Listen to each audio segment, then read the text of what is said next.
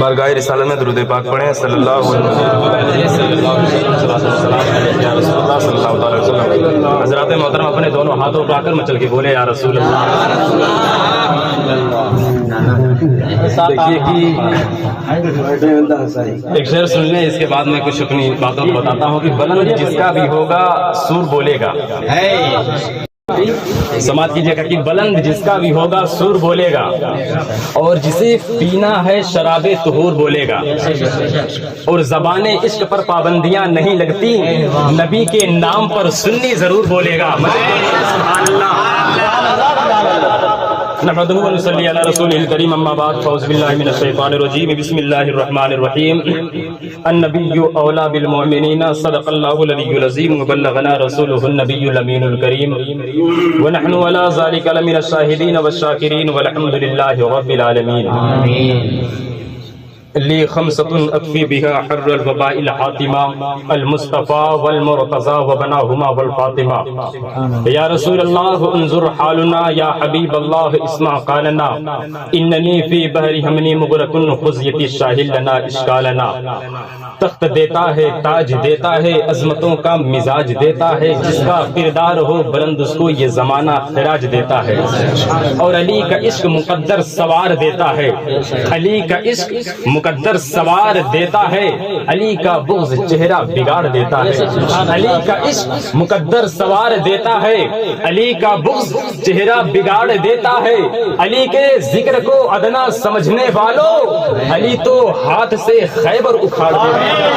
علی کے ذکر کو ادنا سمجھنے والوں، علی تو ہاتھ سے خیبر اکھاڑ دیتا ہے۔ حضرات محترم، میں نے خطبہ مسنونہ کے بعد قرآن پاک کی ایک آیت کریمہ کی تلاوت کرنے کا شرف حاصل کیا، جس میں میرا پروردگار عالم ارشاد فرماتا ہے النبی اولا بالمؤمنین من انفسہم، یعنی میرا نبی مومنین کی جانوں سے زیادہ قریب ہے۔ میرے رب نے ارشاد فرمایا کہ میرا نبی تمہاری جانوں سے زیادہ قریب ہے۔ اب میں پوچھنا چاہوں گا کہ اگر میرا نبی ہماری اور آپ کی اگر جانوں سے زیادہ قریب ہے، تو یہاں پر بھی ہمارے اور آپ کے سامنے بھی موجود ہوگا۔ سبحان اللہ۔ جس کا عقیدہ ہے مچل کے بولے سبحان اللہ۔ موجود اور موجود ہونا، میرے نبی پاک کا یہاں پر موجود ہونا اس بات کی دلیل ہے کہ میرا نبی زندہ ہے۔ یہاں پر موجود ہونا اس بات کی دلیل ہے کہ میرا نبی زندہ ہے۔ حضرات محترم، میں آپ کے سامنے تقریر کرنے کی غرض سے نہیں کھڑا ہوا ہوں، بلکہ ایک چھوٹی سی مثال دینے کے لیے کھڑا ہوا کہ میرے پیارے آقا صلی اللہ علیہ وسلم زندہ کس قدر ہے۔ میری باتوں کو آپ سنیے گا، مگر اس سے پہلے اپنے ذہن میں ہماری دو باتوں کو آپ اپنے ذہن میں رکھیے گا، تب ہماری بات سمجھ میں آئے گی۔ میں آپ کو ایک مثال بتا رہا ہوں، کوئی واقعہ نہیں بتا رہا ہوں، کہ آپ یوں سمجھیں کہ انسان کے جسم کا سب سے اچھا حصہ اس کا دل ہوا کرتا ہے، اور آپ یوں سمجھ لیں کہ دل کے اندر ہی روح رہا کرتی ہے۔ اب ہماری پہلی بات یہ ہے کہ جہاں پہ روح کا گھر ہوا کرتا ہے وہاں پر قدم کی پہنچ نہیں ہوتی ہے، اور جہاں پر قدم کی پہنچ ہوتی ہے وہاں پہ روح کا گھر نہیں ہوتا ہے۔ یہ دونوں باتوں کو سنیے گا، اس سے پہلے درود پاک پڑھ لیں صلی اللہ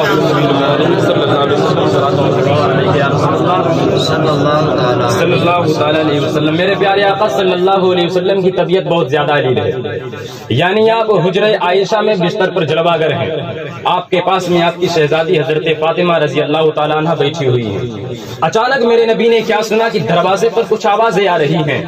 میرے نبی نے ارشاد فرمایا میری بیٹی فاطمہ جاؤ دروازے پر دیکھو کہ آواز دینے والا کون ہے، آنے والا کون ہے۔ حضرت فاطمہ اٹھتی ہیں اور جانے کے بعد دیکھی دروازے پر کی ایک بہت ہی ڈراؤنی عجیب شکل و صورت والا شخص نظر آ رہا ہے۔ واپس آئی اور میرے نبی پاک کی بارگاہ میں عرض کیا ابا جان، میں جس شخص کو دروازے پر دیکھ کے آ رہی ہوں بہت ہی عجیب ڈراؤنی شکل و صورت والا شخص نظر آ رہا ہے۔ میرے نبی نے ارشاد فرمایا میری بیٹی کیا تم اس کو نہیں پہچانتی ہو؟ وہ موت کا فرشتہ ہو سکتا ہے، وہ ملک الموت ہو سکتے ہیں۔ البتہ ملک الموت میرے نبی پاک کی بارگاہ میں حاضر ہوتے ہیں اور عرض کرتے ہیں یا رسول اللہ الصلاۃ والسلام علیکہ یا رسول اللہ، الصلاۃ والسلام علیکہ یا حبیب اللہ۔ اللہ کے پیغام اور سلام کو میرے نبی پاک کی بارگاہ میں پیش کیا۔ اس کے بعد میرے نبی نے فرمایا اے ملک الموت، تمہارا میری بارگاہ میں آنے کا مقصد کیا ہے؟ کس کام سے میری بارگاہ میں آئے ہو؟ کس غرض سے میرے پاس آئے ہو؟ ملک الموت عرض کرتے ہیں یا رسول اللہ حکم خدا ہے آپ کی روح قبض کرنی ہے، بارگاہ خدا بندی میں روح مصطفیٰ کو پیش کرنا ہے۔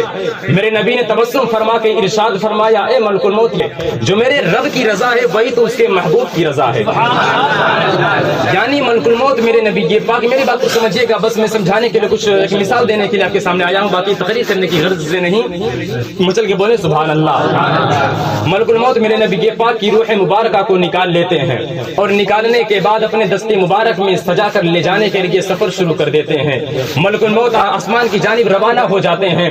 جب پہلے آسمان پر جاتے ہیں تو پہلے آسمان سے عرض کرتے ہیں اے آسمان ذرا اپنی مقدر پہ ناز کر، ذرا اپنی قسمت پہ ناز کر کہ میں تیرے پاس روح مصطفیٰ کو لے کر آیا ہوں، میں تیرے پاس روح نبی کو لے کر آیا ہوں۔ آسمان تڑپ کر جواب دیتا ہے اے ملک الموت تجھے پتا نہیں ہے معراج کی رات میرے نبی کا قدم میرے پیٹ پر پڑ گیا ہے، اور تجھے یہ بھی پتا ہے جہاں پر قدم کی پہنچ ہوتی ہے وہاں پہ روح کا گھر نہیں ہوتا ہے، تجھے یہ بھی پتا ہے اے ملک الموت ذرا آگے بڑھو۔ ملک الموت اپنا سفر آگے اسٹارٹ کرتے ہیں، دوسرے آسمان پر جاتے ہیں، وہاں بھی یہی جواب ملتا ہے اے ملک الموت ذرا آگے بڑھو۔ تیسرے چوتھے پانچویں چھٹے ساتویں آسمان پر جاتے ہیں، وہاں بھی یہی جواب ملتا ہے معراج کی رات میرے نبی کا قدم میرے پیٹ پر پڑ گیا ہے، ذرا آگے بڑھو۔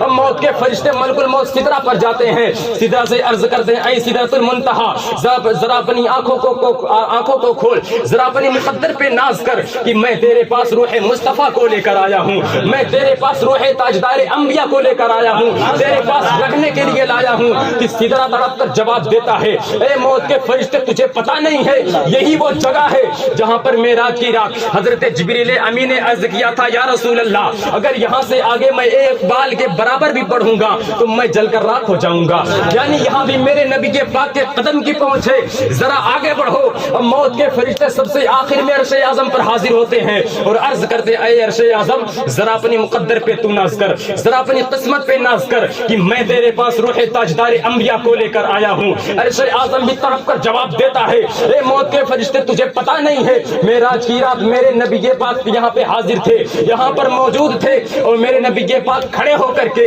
اپنے پیشانی مبارکہ کے پسینے کے 12 قطرے یہاں پر ٹپکائے تھے، اور دنیا میں 12 اپنے پسینے مبارک یہاں پہ ٹپکائے تھے تو دنیا میں 12 قسم کے پھول پیدا ہو گئے تھے، یعنی یہاں بھی میرے نبی کے قدم کی پہنچ ہے، ذرا آگے بڑھو۔ اب موت کے فرشتے کو کوئی جگہ دکھائی نہیں دی، سب سے آخری منزل وہی تھی۔ اب رب کی بارگاہ میں حاضر ہوتے ہیں اور عرض کرتے اے مولا کائنات جہاں جاتا ہوں نبی کا قدم نظر آتا ہے، جدھر دیکھتا ہوں نبی کا قدم دکھائی دیتا ہے۔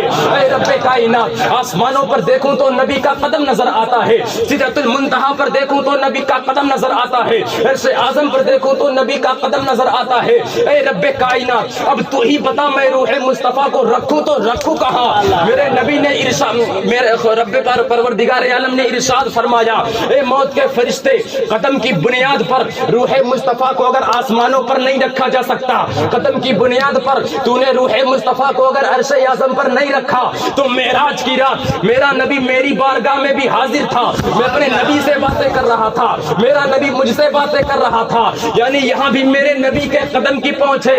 حضرت ملک الموت عرض کرتے اے مولا تب میں روح مصطفیٰ کو لے جاؤں تو لے جاؤں کہاں؟ میرے رب نے ارشاد فرمایا حد ابتدا سے لے کر اب تک میری بارگاہ تک میرے نبی کے پاک کا قدم پڑ گیا ہے، مگر میرے نبی کا وہی جسم شریف، میرے نبی کا وہی سینے مبارکہ یہ ایسی جگہ ہے جہاں پر نہ تو میرے نبی کے قدم کی پہنچے نہ تو کسی اور کے قدم کی پہنچے۔ اے ملک الموت تو واپس چلا جا اور وہ جہاں سے روح کو لے کر کے آیا ہے وہیں پہ روح کو واپس کر دے۔ اب ملک الموت روح مصطفیٰ کو لے کر آتے ہیں اور روح مصطفیٰ کو دوبارہ بدن مصطفیٰ میں ڈال دیتے ہیں۔ تبھی تو کسی نے کہا تھا نہ سمجھ مرتے ہیں زندگی کے لیے، جینا مرنا ہے سب کچھ نبی کے لیے، اور زندگی یہ نہیں ہے کسی کے لیے، زندگی ہے نبی کی، نبی کی۔